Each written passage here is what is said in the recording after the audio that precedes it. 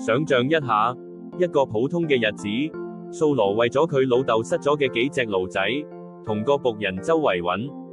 佢哋行過好多地方，可能覺得呢啲不過係瑣碎小事，但神嘅計劃總係出人意表。